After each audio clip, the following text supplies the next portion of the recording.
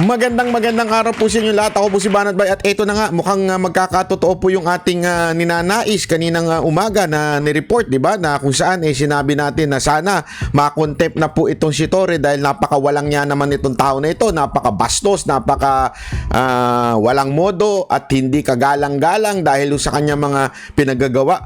Mukhang mangyayari na nga po dahil sa ginawang hearing ni Senator Amy na eto, gusto niya ipakontempt tong animal na to. Yun, mabuti naman. Gago! Oh, kaya nga, ang tanong na lang dito, nasa kamay na po ni Cheese Escudero ang bola. Naku, patay tayo dyan. Ay, nako. Cheese Escudero, may bayag ka ba? O baka naman bayag-bayagan lang yan. Kawawa naman si Heart Evangelista pagagayaan ng ano mo. Hindi, alam mo mga kababayan, ito, diretsuhan tayo. Gusto ko lang sabihin sa inyo ito.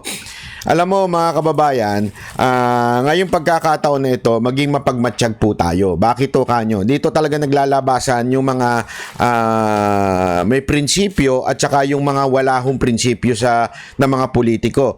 In fairness kay Senator Amy, marami sa atin ang nagsasabi na, naku, baka mamaya pakitang tao lang yan, baka ganito lang yan. Uy, mukhang mukhang iba ang direksyon ni Senator Amy. Talagang tinutumbok niya kung sino may kasalanan. At medyo maganda po yung nangyayari.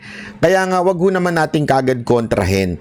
Kasi marami ho sa atin na dala ng ating emosyon, dala ng ating galit. Kasama na rin po ako dyan. Lahat to binabanata natin na kalaban. Diba ho? Minsan we have to win them.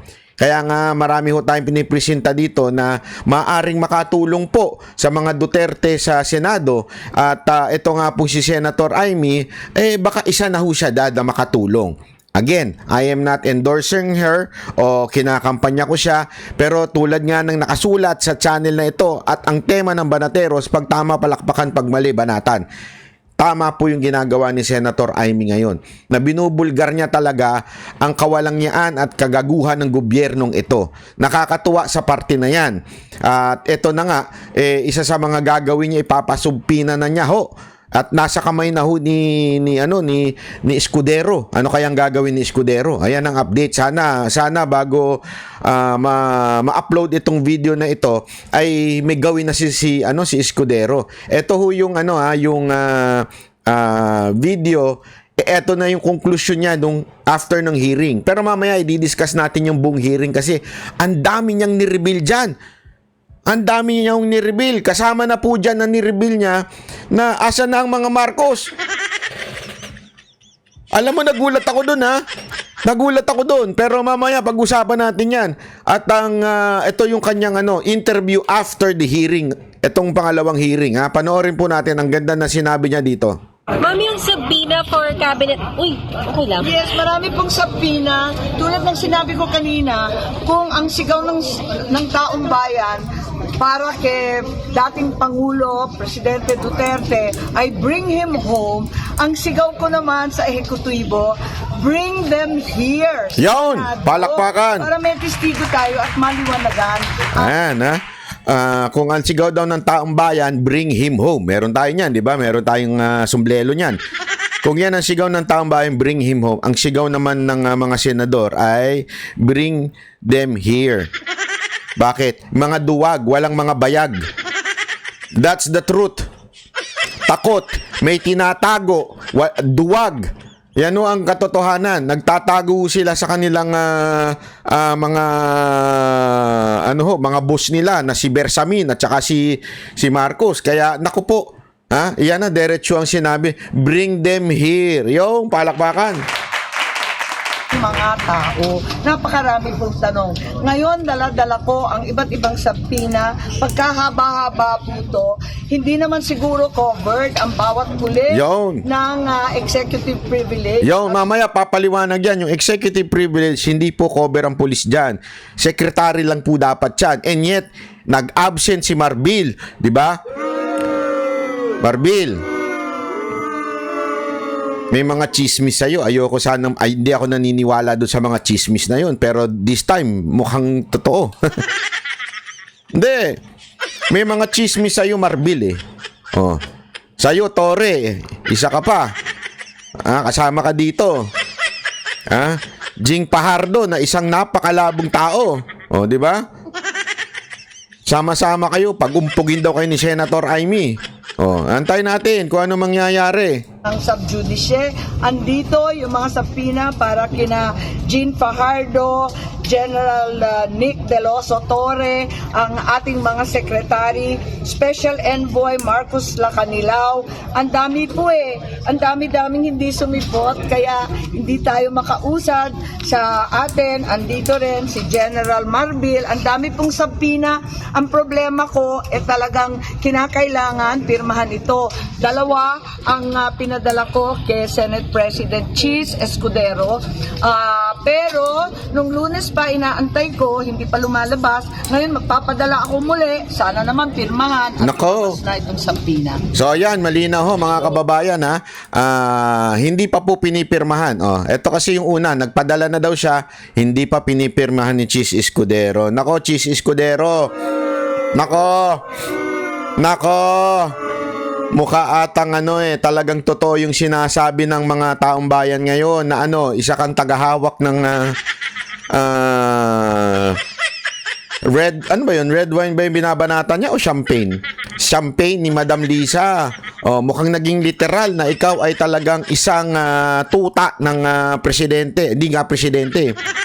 Tuta ni Lisa Marcos Patunayan mo na hindi ka tuta ni Lisa Marcos. Pirmahan mo yan. Kasi nasa iyo na yan Kasi kung hindi mo pinirmahan yan, dyan pa lang sinasabi na you are not independent.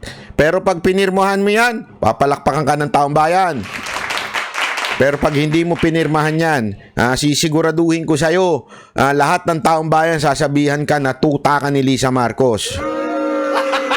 Gago! Kaya pirmahan mo yan. Hindi pwedeng itenga-tenga mo lang yan. Ano ka, walang bayag? Hindi yung totoo. Wag na tayo magbulahan dito. Wag na tayo magpagandahan ng lengguwahe dito. Pag hindi mo pinirmahan yan, wala kang bayag. Ganun lang kasimple ho yun, di ba? Gago! Sana gawin mo yung sinumpaang duty na maging check and balance ng executive branch na maging independent, di ba? Pag hindi mo ginawa yan, naku po, paliwala ka sa akin. Pagtatawanan ka ng taong bayan. Pagtatawanan ka ng taong bayan. Tuloy. Ang pinadala ko kay Senate President Cheese Escudero. Pero nung Lunes pa inaantay ko, hindi pa lumalabas. Ngayon magpapadala ako muli. Sana naman pirmahan at lumabas na itong sapina. Ano daw? Kailan yung pinadala nyo noong una? Nung Lunes pa inaantay ko, hindi pa lumalabas. Sandali, putang! Huwag ka na magmura, banat bay. Correct me if I'm wrong. Today is Thursday. Ma-upload ko to Friday. Therefore, I conclude. Inabot ng 1 week sa opisina mo? Cheese Escudero? Ano to, naglaantay? Kasi sabi ni Pangulong Duterte, pag ang isang papel, isang dokumento tumagal sa opisina, may nangyayari himala. Tama, mali. May inaantay. Hindi po ako nagsabi niyan, si Pangulong Duterte. At saka nga naman, anong inaantay natin? Grasya. Pagpapala. Bakit Lunes pa daw unless sinungaling to si Marcos, may pagka. Pero unless hindi yung totoo sinasabi niya, di ba? Lunes pa daw, pinadala na po yung subpoena doon sa mga hindi pinipirmahan. Escudero, baka naman nagtatanong ka pa kay Lisa Marcos. Ang hina mo naman nila lang. Hindi, astig ka pa naman pagdating sa pagbablog ninyo ni Heart Evangelista. Ang katapat mo lang pala, isang tiyanak tuloy. Sorry, hindi tiyanak. Sorry! Sorry naman, hindi tiyanak. Huwag naman kayo ganun. Ang sama na ugali nyo Hindi.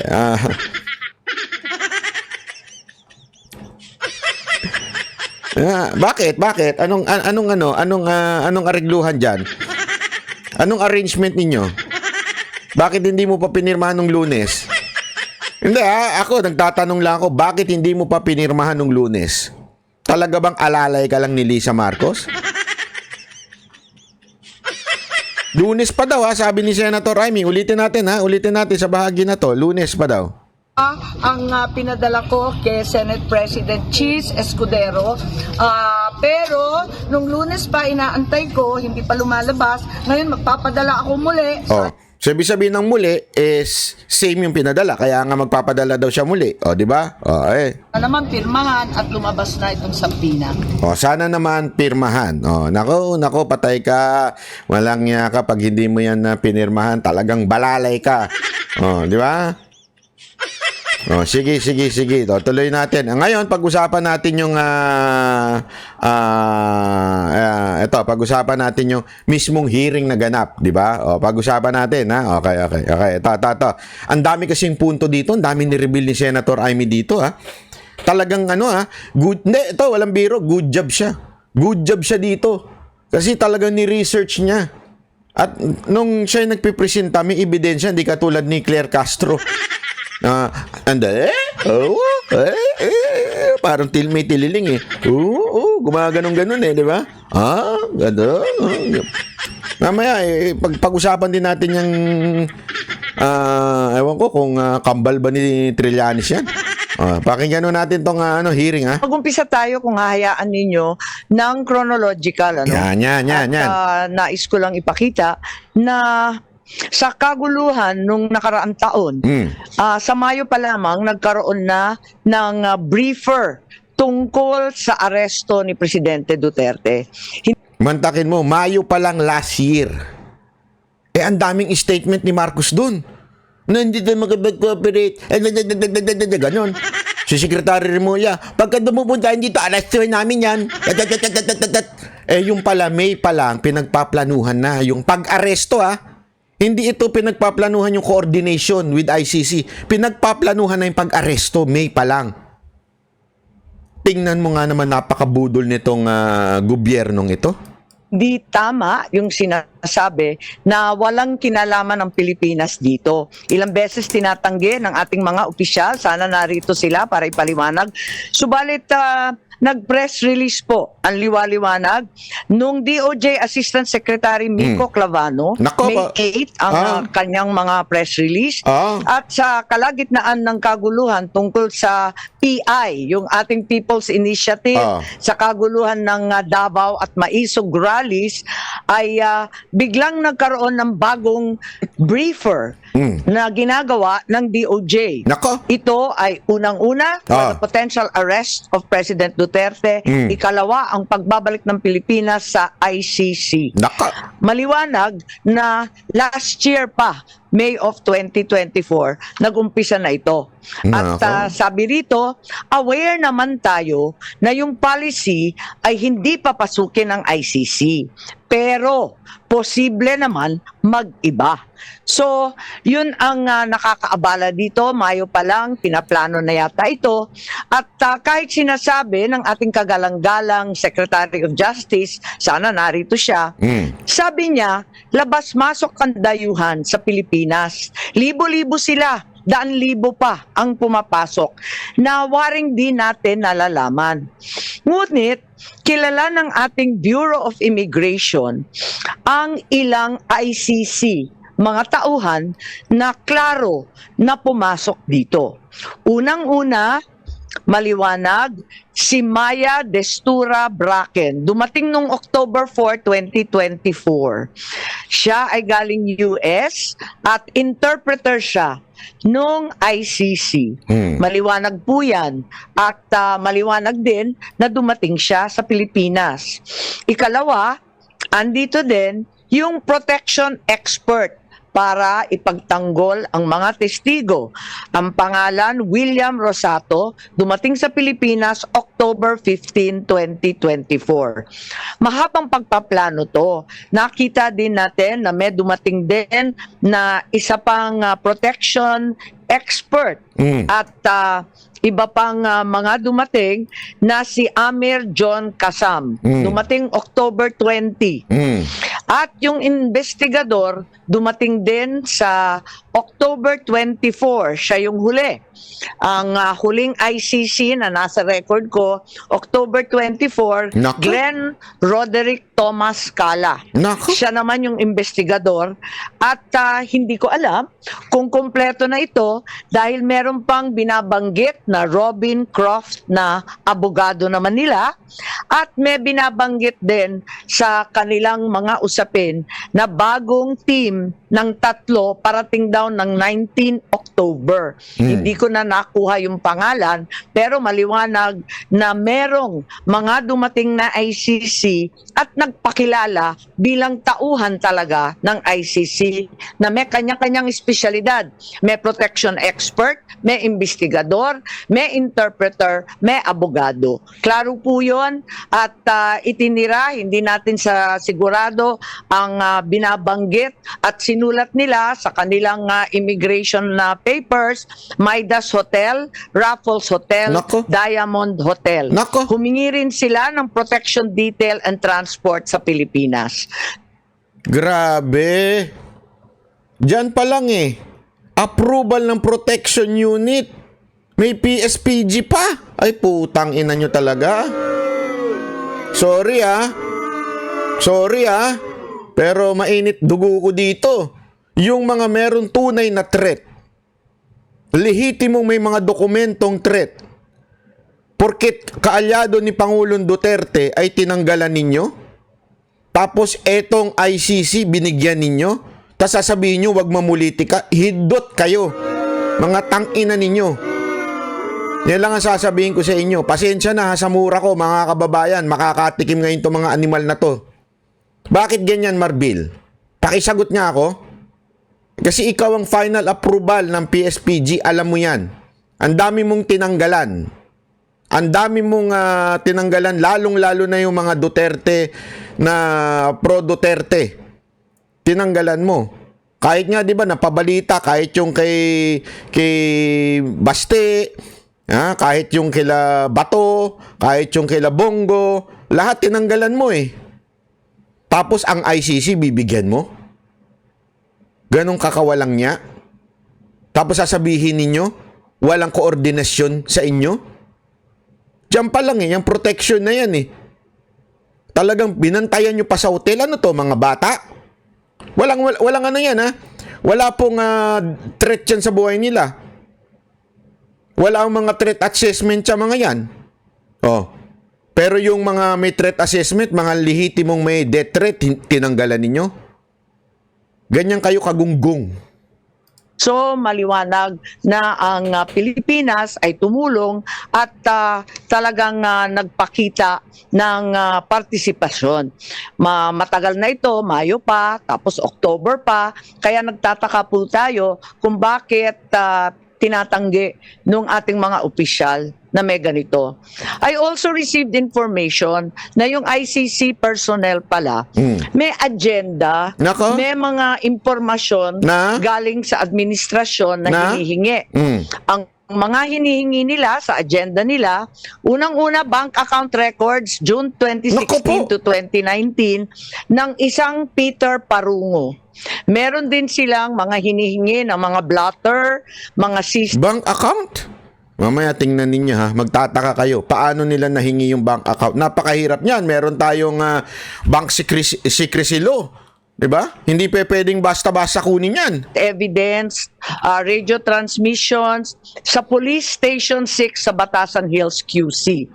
Alalahanin natin na meron tayong bank privacy. Kaya nakakapagtaka bakit yung bank account records na kami mismo dito sa Senado hindi makuha-kuha naibigay sa ICC.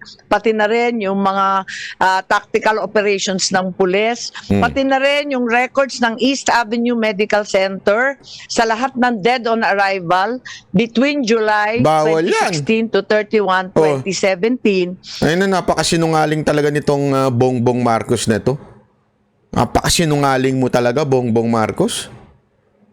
Dapat sa'yo. Hindi ko lang masabi, masama Gago! Dapat sa'yo,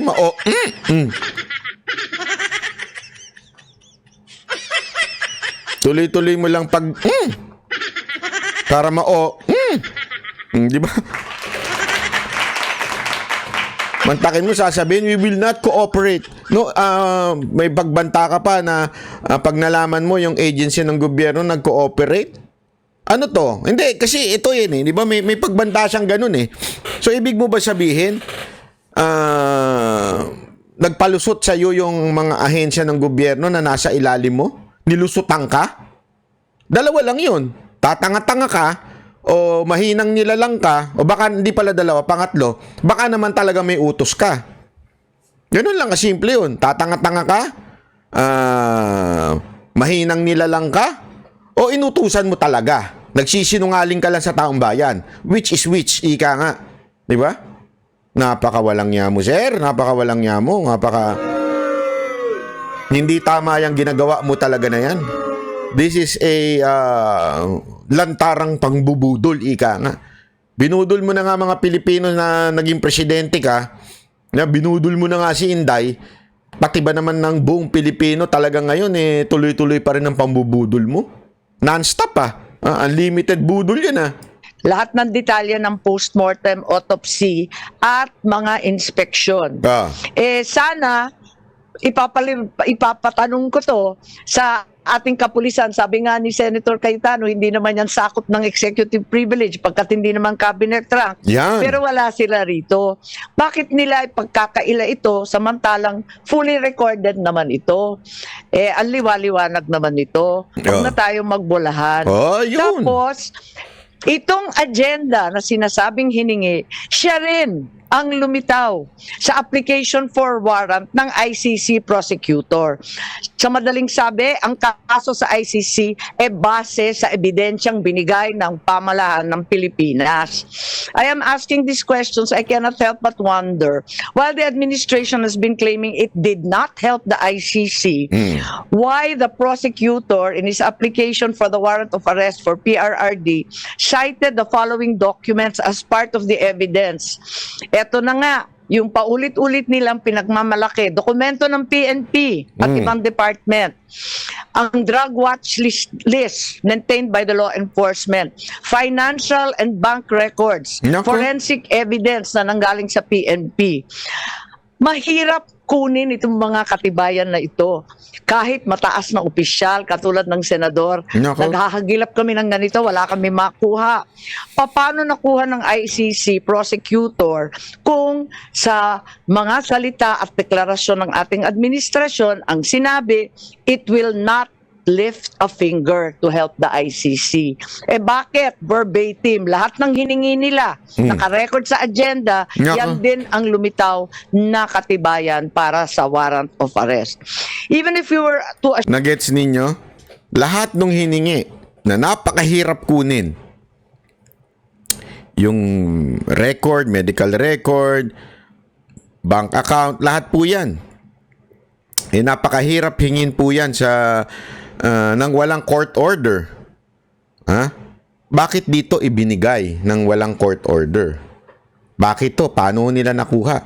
At yan mismo ang ginamit na ebidensya para magkaroon ng warrant. Kasi remember, to have a warrant, there should be a probable cause. Ika nga. To get a probable cause, you have to present an evidence. You understand? Kailangan ganun po yun sa korte. Kailangan, kunwari hindi porket dinimanda ka, may warrant ka na. Kailangan patunayan mo sa piskal na may probable cause. Hindi pa ito yung beyond reasonable doubt. May probable cause lang na nakomit niya itong certain accusation or crime. Diba? So sa madaling salita, itong mga nakuha na ito, sinasabi ni Senator Amy, napresenta sa ICC. Ibig sabihin, kung napresenta, nakuha nila. Paano nila nakuha yun without the cooperation of the government?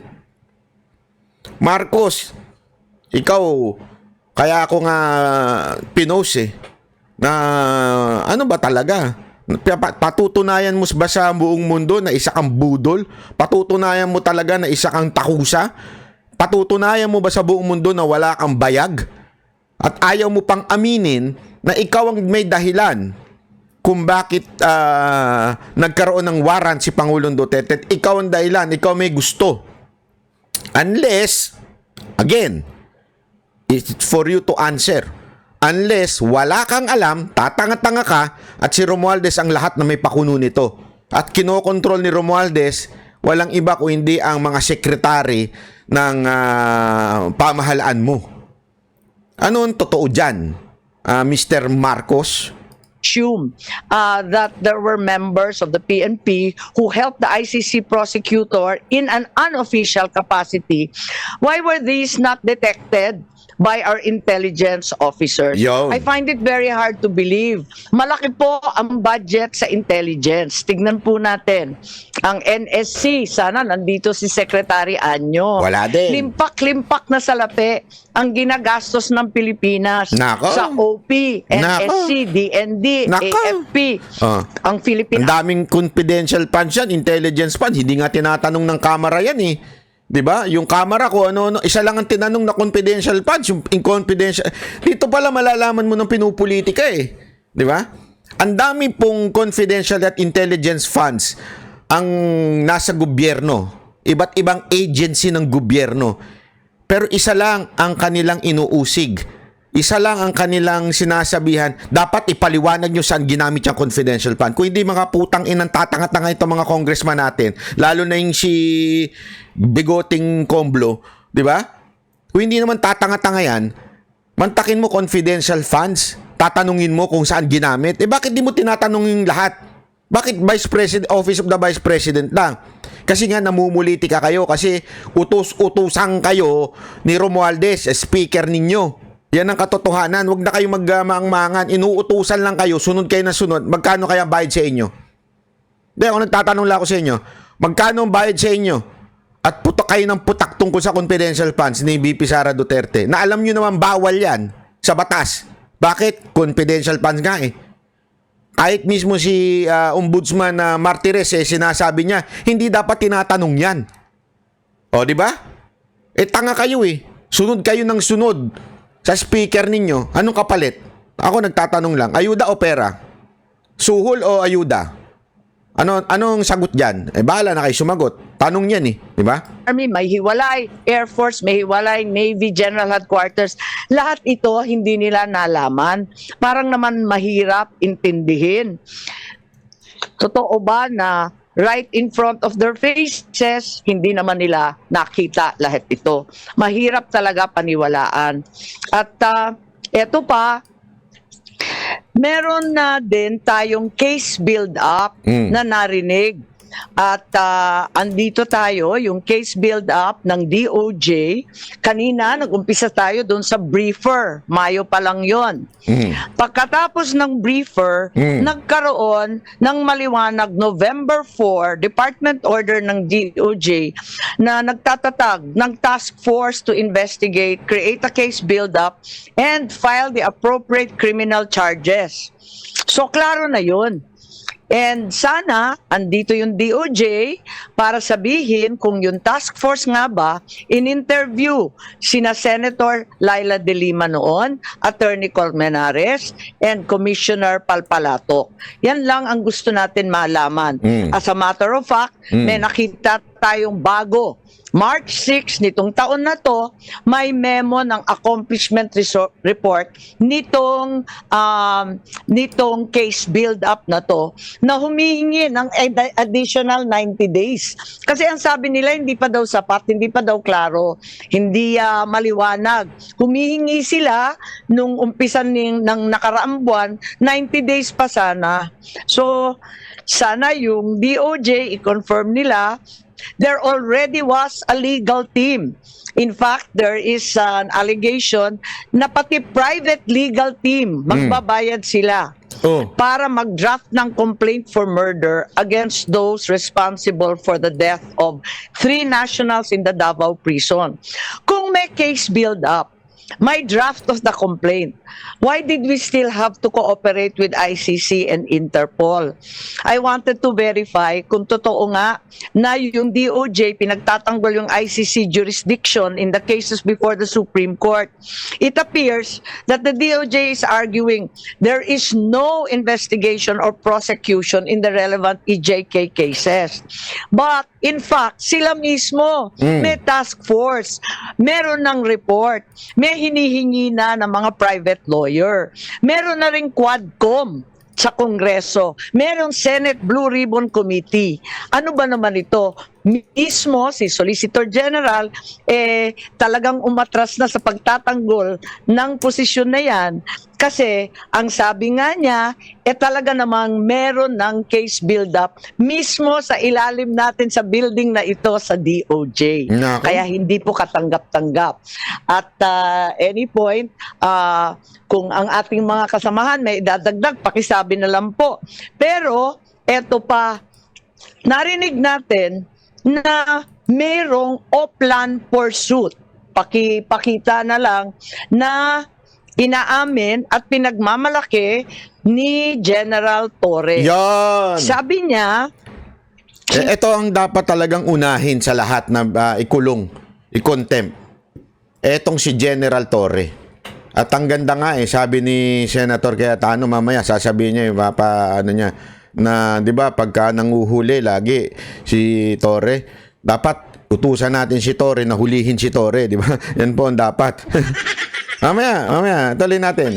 di ito spur of the moment. Huwag Oo. kayong maniwalang spur of the moment. Yan. Dahil matagal ko nang pinaplano ang Operation Pursuit. Ang nagsabi niyan si Torre, yan ang ipapahamak talaga ng mga unang-una yung mga hambog. Hambog kasi yan si Torre. 'Di ba? Bakit to, kanyo? Kasi nga si Torre po full of himself. Sa totoo lang. Yung mama na yan, may konting may balita nga ako, hindi ko na lang sasabihin, pero yung may mga close in yan, talagang nagkikwento sila, full of himself. Yung laging siya yung bida, meron tayong mga mga katrabahong ganyan yung laging bida. Laging siya na lang. Hindi, ako magaling. Ako. Lahat to, akin to.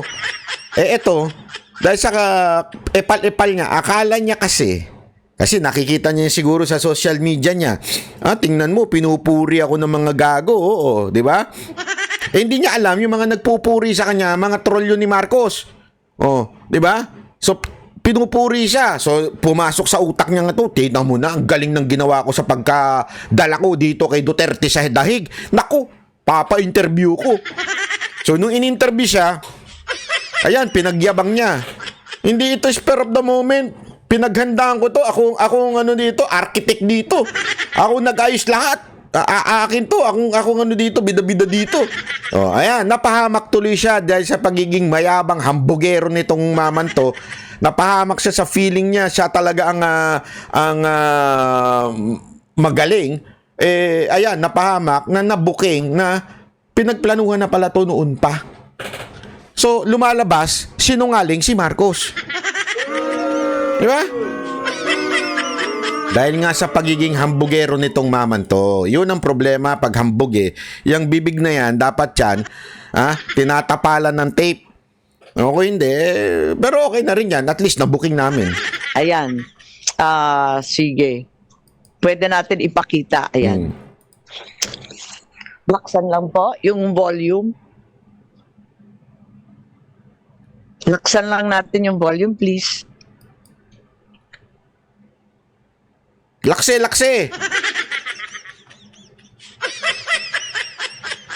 Dapat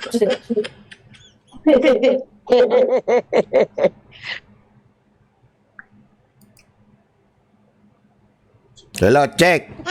Hoy, Sige. walang audio. Hindi Ano ba yan? Attorney Dana, yung ating technical please, napakahina naman ng volume natin. Palta na yung technical nyo.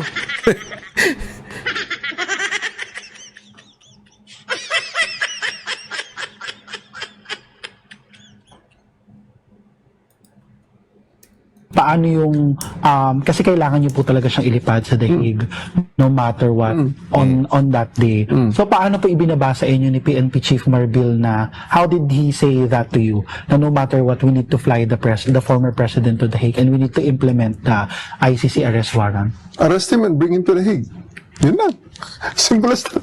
Alas naman, sagot ko lang, sir, bigyan mo ko aeroplano. O di ayos. And then the Oh, rest. tapang. Ang yabang, di ba? Resume bring to the egg. Yun lang. Sabi niya, basta ako yung bla dyan. Basta bigyan mo ako aeroplano. Oh, tangin na, binuking talaga eh. Binuking niya talaga eh. Ang tanga-tanga talaga nitong... Sorry pero... Grabe, binuking niya talaga yung mga amo niya na pinagplanuhan talaga. Everything. Pero matagal na yun eh. Ang plano na yan, matagal na yan. Oh, ayan, tinan mo. Matagal na yan. Kasi masyadong, alam mo, tama talaga ang Biblia eh, no? Alam bira, marami kang matututunan talaga sa Proverbs eh. Kasi sabi doon, hindi lang sa Proverbs, sa entire Bible, paulit-ulit yan sinasabi, yung bibig mo, ang ikakapahamak mo. Oo, kahit nga, tuloy, dahil sa daldal mo, kung shut up ka na lang sana, kaya lang kasi gusto mo, yung malaman ng taong bayan na ang feeling mo kasi successful yung ginawa nyo eh. Feeling nyo, proud ang mga Pilipino. Hindi nila alam, mga troll yung nagko-comment sa kanila. At galit na galit ang mga Pilipino sa ginawa mo. Ngayon, pinagmalaki mo pa. Kasi after na ito eh. Oh. Spur of the moment eh. Matagal na yan. And, nagkataon lang na talagang yun, the opportunity arose. No. Di ba? Yun. Senator Ramy, pasok! Ayan, maliwanag, may Operation Pursuit, sabi nga ni General Torre, matagal na yan. Hindi yan spur of the moment. Inutos ni General Marbil, ang Chief PNP, and the operation was planned as early as January 2025. So hindi natin pwedeng sabihin na madalian at waring nakita ko bit-bit ni General Torre nung pumunta siya dito sa first hearing dahil pinagmamalaki nga niya na napakakapal nung plano niya. Ang Oplan Pursuit 80 pages. Grabe, daladal. Bit-bit pa talaga eh. Gunggong din talaga eh.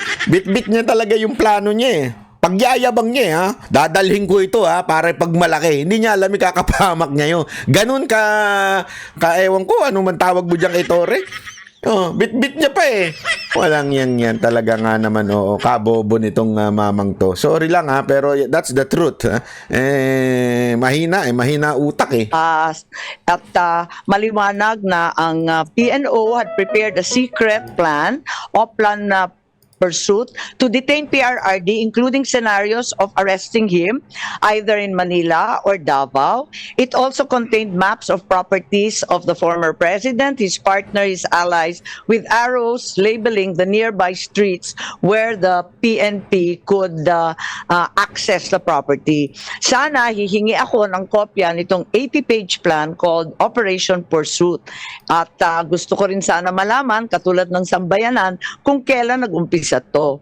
Dahil obviously, itong Operation Pursuit was concocted weeks, if not months before March 11. Panay ang sabi nila, nagulantang daw sila nung dumating nung March 11 ng umaga. Pero mukhang hindi naman yata totoo to. Hindi naman yung Interpol o yung diffusion notice na dumating ng March 11 ng 3 a.m. ang nag-umpisa nitong lahat. Kundi, nung nakaraang taon pa, Mayo pa lang, klarong-klaro na. Madam Chair, may I move that this committee issue a subpoena Yun. duces tecum to the PNP to produce that document? Madam Chair, before you rule on that, did the cabinet secretaries also submit already the whole video? Kasi they said last time Putol. na they will submit their version of the whole video. Kasi I agree with Senator Bato that any piece of evidence that is not confidential or does not violate national security should be handed over so that we can be fair to them, diba? We don't want to come out with reports then sasabihin nila ay hindi yan yung nasa buong video, ay hindi yan yung nasa plano, diba? So maybe we can request them and then if they don't give it then we subpoena it. But I submit to you, Madam Chair. Yes, I'm in full agreement with both our senators. And certainly, the comment that there was no plan until they received the Interpol warrant. Yari siya, papakuha na yung dokumento. Puro ka kasi yabang, animal ka eh. Ayan, napakayabang mo kasi. Napakayabang mo, Tore. Kaya submit ngayon ang buong ang dokumento. Yari ka ngayon kasi yung bibig mo, ipakapamak mo yan. Kaya sigurado ako ngayon, sinasabon na ito. Yun ang katotohanan, sinasabon na ho ito, malamang. In diffusion order is highly doubtful. Pati yung New York Times, alam yung balita tungkol sa plano. Oh. Bakit tayo walang maibigay na plano sa ating komite? Pagkatapos yung complete video na hinahanap ni Senator Cayetana, tama po kayo. Hanggang Madam ngayon, Chair. hindi pa nabigay. Pero baka kasi kasama sa 80-page plan yung paghuli kay Senator Bato. So hindi Yun. talaga pwedeng ibigay muna sa Ako, yari ka, Senator Bato. Kasali ka doon. Actually, saya ng hearing na to kasi minsan nagbabato pa ng biro si Cayetano kay Bato, pero si Bato naman sobrang sports niya, tsaka kitang-kita mo na alam mo yon, hindi ho siya natatakot sa anumang gagawing pag-aresto kasi ito tama yung ginawa mo, Senator Bato. Itodo mo na to. Itodo mo na, sir. Kasi ganun din naman whether itodo mo o hindi, kung gusto nila ipa-aresto ka, kasi ang balita ko meron second and third and fourth pa na na warrant, kasama ka doon, naturalmente ikaw ang PNP chief doon, so siguradong kasama ka doon. Itodo mo na to para kung sakaling birahin ka, ano ka na dahil sa bumanat ka na, kaysa yung mag-hold ka pa. Kaya tama tong ginawa mo, Senator Bato. Senator Bato, anong comment nyo dan?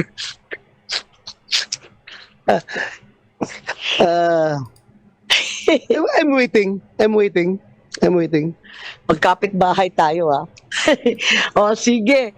Ang liwaliwanag na meron talagang extensive and exhaustive plan, 80 pages. Then the administration was already anticipating the application for a warrant of arrest and the issuance thereof. It's also apparent there was some kind of communication and coordination with the ICC. It's well known that some officials of the DOJ, as well as high-placed officials from other departments and from other branches of government, already visited The Hague and perhaps even met the president of the ICC in Japan. So we are very deeply concerned about this contradiction in the claims. Kasi ang liwaliwanag na may communication and coordination na, tapos may sinasabi pang mga official channel through DOJ sa The Hague, backdoor channel. Bakit tinatago pa ng gobyerno? Tapos na to Tapos na ito, hindi na siya national security issue.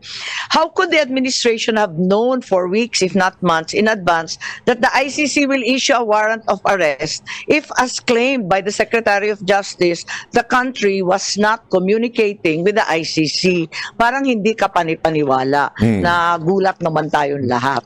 So Madam sana yan klinaro nila. Yes, Senator Cayetano. On your point that feel free to interject, just on the point of ongoing investigations, o may kaso ba, I was really deeply disturbed and shocked when Secretary Boying Remulla told us that lahat nung this is my words so I will refer to the record naman sa eksakto niyang sinabi at yung terminology, but sabi niya, Senator Bato, nung huling hearing na parang lahat, and you might want to refute that if you have information, but sabi kasi niya lahat daw nung wrongful death po yung ginamit niya, ay wala daw record, walang blatter, wala daw talaga. Tapos halimbawa may gunshot wound, tapos nakalagay cardiac arrest, di ba? I don't know if that is cardiac arrest because of I don't know, but ang point ko lang, na surprise at na-shock ako because when I was in the cabinet, before kami mag-explain abroad, hindi binubunot sa hangin yon. Nagmi-meeting Tama. yan, whether with the DILG or whether with the Chief PNP. I have had several meetings with Senator Bato when he was Chief PNP and I was still a senator. Kasi hindi naman ako magsasalita dito na hindi ko muna tinanong sa kanya. So, aside from yung mga ni-reveal mo na very telling details, I think we owe it to the public. Yung sinabi po ng, let me frame it this way, no? kung pro Duterte ka, you want accountability. Yes, but we want accountability here in the Philippines at yung tamang process. Kasi two wrongs does not make a right. If you are anti-Duterte, you also want accountability. But you also want to do it right. Because two wrongs doesn't make it correct. Meaning, kung ma-dismiss yan sa ICC o kaya mag-change ng administration, balik na naman. So, whether you're pro or anti-Duterte, we want the rule of law. Gusto natin tama. Last point lang, Madam Chair. Yung chilling effect, di ba? So kapag yung pinag-uusapan whether yung warrant arrest sa mga cyber libel or, tignan nyo po ilang taon na ba? 2016, 2025. 9 years ko nang kadebate si Senator De Lima, just like some others of us, former Senator De Lima, 9 years, di ba? 9 years na. Usually, yung usual, 30,000 yan, 16,000. So nagsasagutan kami sa issue. First time na nagdebate kami 2-3 weeks ago, ang una niyang sabi, dapat yan si Cayetano kasama sa ICC. Di ba? And then after that, naglabas sila ng redacted. And then mayroon ding iba like former Senator Tria. Marami pang susunod dyan. So may chilling epekto. Sa akin okay lang kasi sanay akong takutin di ba? Sanay naman na ganun. But ang point ko lang, Madam Chair, that's why we have to get to the bottom of this. For example, in the case of Senator Bato, kailangan alam natin pagka may lumabas, can he have his counsel of his own choice? Can he be examined by a doctor? Pwede ba siyang mag-resist kasi wala naman Philippine order? Pwede ba siyang isakay bigla sa airplano? Mabigat yan, baka ma-overloading yung airplano. No? So, dinadaan ko lang po sa biro, pero hindi biro yung ito. Let me stop with one example, Mama. Kasi maraming progressive groups. Siyempre, dahil nga sa history kay President Duterte, so I'll assume good faith sa progressive groups. Assuming na human rights activists sila, assuming na may mga napatay na extrajudicial killing, naisip ba nung progressive groups na yan na pag biglang may nakitang hukay wherever in the Philippines, kahit sabi mo yung hukay na yan ay 20, 30, 40 years na, at may 50 nakalibing doon, or 43, katulad na rin lang nung kay President Duterte.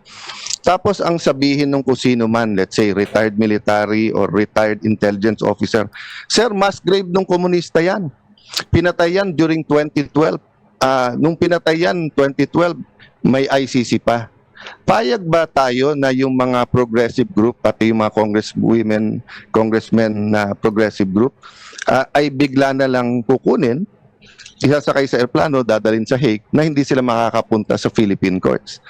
So, whatever kasi we decide here and whatever as a nation we decide, Madam Chair, is applicable to all of us. Di ba yung sinabi ni President Erap na weather lang yan? Kaya kailangan may batas. Para kahit anong weather, klaro yung karapatan mo. So let me stop there, but thank you for that intervention, Madam. Maraming salamat. Ganda ng punto na yun, mga kababayan. Napakaganda ng punto ni Senator Cayetano. Kaya nga importante ito kasi hindi ho ito pro-Duterte issue. Baka kasi akala nung iba, kasi puro kayo mga pro-Duterte. Hindi ho. Mga kababayan, pag pinalagpas natin ito, para na rin natin sinabing okay lang na lahat tayo dukutin at dalhin sa dahig kung gusto nilang kahit sino mang gobyerno. Tandaan natin parang sinasabi natin, if our government can do this to PRRD, pwede silang makipag-coordinate with the other agency, like sabihin, other court or community. Maring hindi sa ICC, pero gawing rason yung Interpol. Ibig sabihin, ano yung Interpol na yun? Interpol na issue na sandali. Pagka hindi namin kursunada itong tao na ito, pwede kami yung sabihin namin yung Interpol, magkaroon ng notice yan o kahit yung diffusion na yon. Tapos, sasabihin namin, kukunin na namin, tas dadalhin na namin ngayon, kung saan man. Di ba? You understand what I mean? Kaya importante na magkaroon ng batas. Na bawal yan. Ulitin ba, ika nga. Kasi alam na nga natin, may batas na ganyan na bawal yan. Dapat dumaan sa due process yan. Dapat dumaan sa local courts yan. Di ba? Pero hindi nasunod. Ano ibig sabihin nun, mga kababayan? Talagang napakawalang niya nitong gobyerno to. At dapat magkaroon ng batas na kung sino man ang hindi sumunod, ito ang consequence. Yun ang importante dyan Mapatunayan. No, di ba? At meron ibang katanungan yung ating mga kababayan. At dito naman yung tungkol sa executive order ng US. Noong March 28, ang sinabi ng gobyerno, ICC has no jurisdiction. Etong taon na ito, this is just the latest in a series of statements na ang ICC walang jurisdiction dito sa ating bansa. Gusto ko sanang tanungin ulit sa ating executive kung ang dating Pangulong Duterte ay nasa ilalim ng protected person under the executive order issued by the Naku, maganda ito. Tungkol naman to sa US. Napaka-importante ito kasi naglabas pong si Trump ng utos na kung sino man na mag-cooperate sa ICC dito sa Amerika ay i-freeze ang account niya. Ganda nito. as President Trump, which imposed sanctions on the International Criminal Court. Kasi si Presidente Trump, hindi niya gusto yung ICC, di ba? Hindi nga nakilahok ang Amerika dyan. Under Section 8D2 of the EO, any foreign person who's a citizen or ally of the US that has not consented to ICC jurisdiction, o parang Pilipinas, over that person or state party is a protected person sa ilalim nung kay Presidente Trump. So ang Pilipinas hindi na state party. At yung executive sinasabi naman na hindi talaga ICC ang may jurisdiction sa atin. Kaya gusto ko sana tanungin, si Presidente Duterte ba ay isa sa protected person sa ilalim ng executive order ni Presidente Trump? Non-NATO ally na former or current official. So gusto ko malaman kung si PRRD nga ay protected person sa ilalim ng executive Ganda ng research ni Senator Amy na to. Ang ganda kasi nagbigay ng deklarasyon si Trump Ngayon, kasama ho tayo dyan, di ba? Ay nako. order. Sino ang mako-cover sa asset freeze under Section 1? Nako, asset freeze yan. Lahat ng pagmamayari mo, kung sino man na makipag-cooperate sa ICC, pagmamayari mo sa Amerika ay asset freeze. Ang tanong, si Marcos ba may pera pa sa US? At siya nakipag-cooperate sa ICC. Mr. President Trump, would you be strong enough to freeze the account of President Marcos because he cooperated with ICC? Mr. President Trump, what is your answer? I'm calling out to you. I'm just a simple social media vlogger and news anchor, but my simple question is, according to your executive law or executive order, that anyone who's an ally cooperated with ICC has a sanction of freeze asset. Clearly, President Marcos, the present president of our country, cooperated with ICC and used the warrant of ICC to bring the former President Rodrigo Roa Duterte to the Hague. It only means Marcos cooperated with ICC.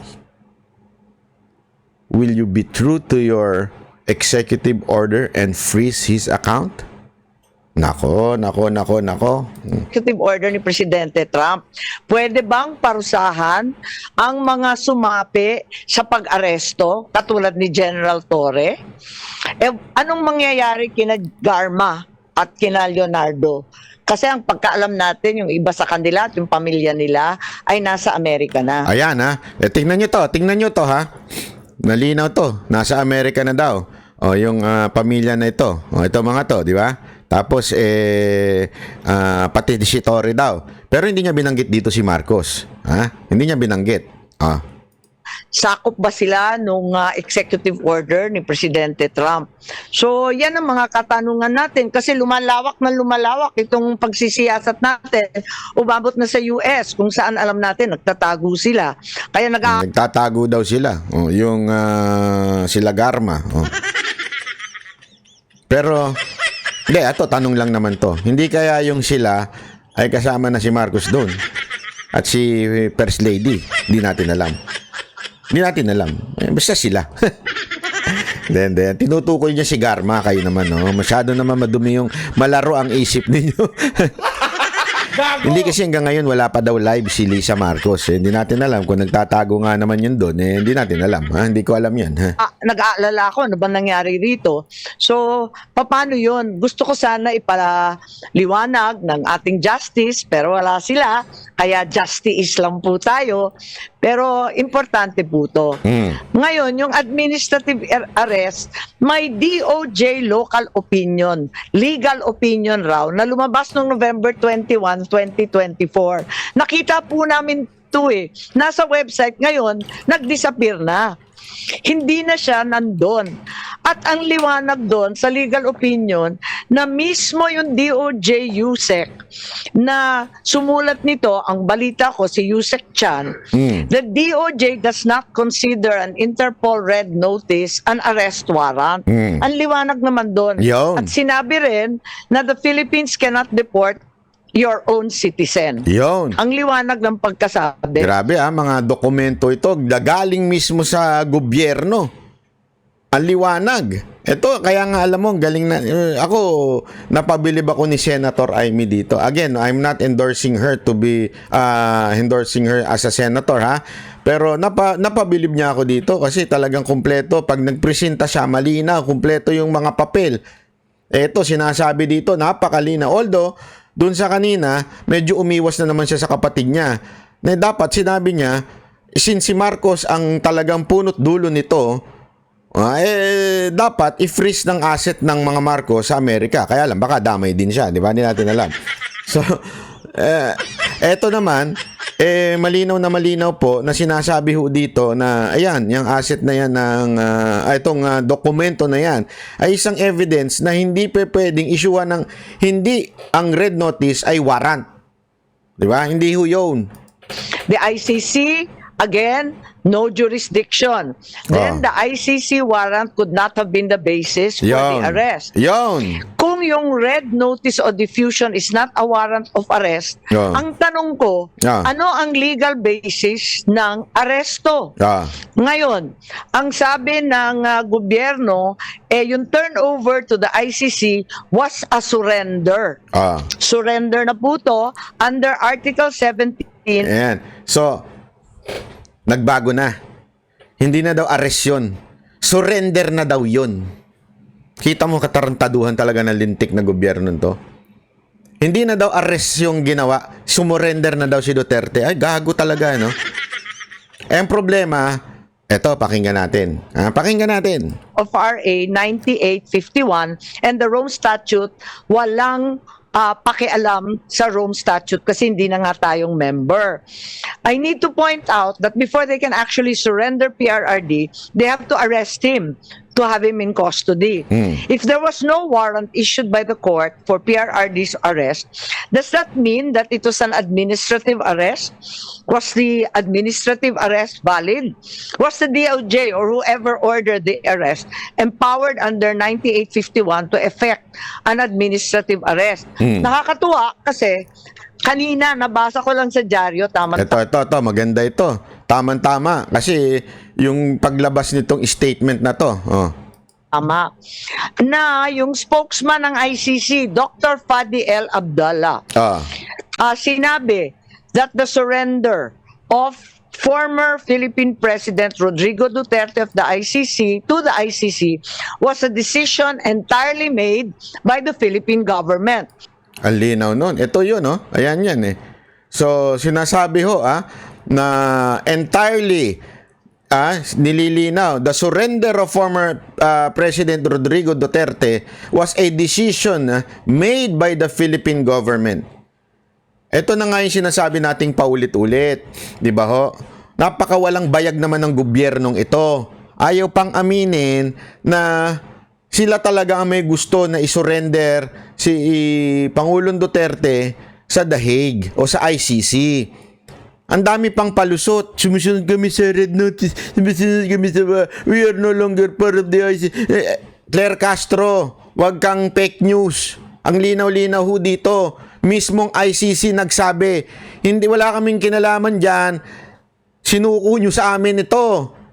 Ang linaw ho niyan eh. Spokesperson mismo ng ICC nagsabi, sinurrender ninyo si Duterte. Hindi dahil sa notice na lintik na notice na yan. Walang warrant. Isinurrender ninyo, mga gunggong. And if there is any question about whether it was lawful or not, it will have to be submitted to the judges. So, mismo yung ICC, sinabi na ang Pilipinas ang nag-surrender sa dating Pangulo. Siguro, si Attorney Medina na naman, magpapasaklolo tayo. Ano ba ibig sabihin nag-administrative arrest? At tama ba na sinuko ng Pilipinas si PRRD sa ICC? Yan. Malinaw ho yan, ha? So, hanggang dito na po muna tayo. Yung part 2 nito bukas na natin na i-upload para medyo mag-sink in muna yung mga impormasyon na nakuha natin ngayong araw na ito. Ito ang pinaka-importante dyan eh. Merong executive order si Trump sa mga kakampi nito. Okay? Sa mga nasa kanilang bansa o sino man yung kakampi na kung sino man na mag-cooperate with ICC dapat i-freeze ang kanilang asset. Mr. Donald Trump, the President of the United States, will you freeze the account of Marcos and the other culprit of this kidnapping that happened in our country? I'm not even gonna present to you that Rodrigo Roa Duterte is your friend, but only according to your executive order that anyone who cooperates with ICC, their asset will be freezed in your country. So, Mr. Trump, it's up to you to prove that your words has an action. Mga kababayan sa United States of America, maaari nyo po bang itag si Mr. Trump? Kung ayaw nyo ito, kasi nagugulang kayo sa English, gumawa na lang kayo ng sarili nyong video. Tapos isend nyo kay using the explanation of Senator Amy. Diba? Dapat po talaga magkaroon ng sanction. Kasi our country, wala na, kontrolado na ho ni Marcos lahat at ni Romualdez. So, hindi na mas masasanction sila. Diba? Kaya mabuti pa na dapat tayo na ho ang lumapit kay Trump, kayong mga taga-ibang bansa. Tapitan ninyo, email ninyo, itag ninyo si Trump sa Twitter, o gusto ninyo, i-share nyo itong video kung magulo. Ikat-kat ninyo, di ba? Kakat naman po yan ng ating editor na si paring RJ. Ikat mo ito, lagyan mo ng title, Message to President Trump.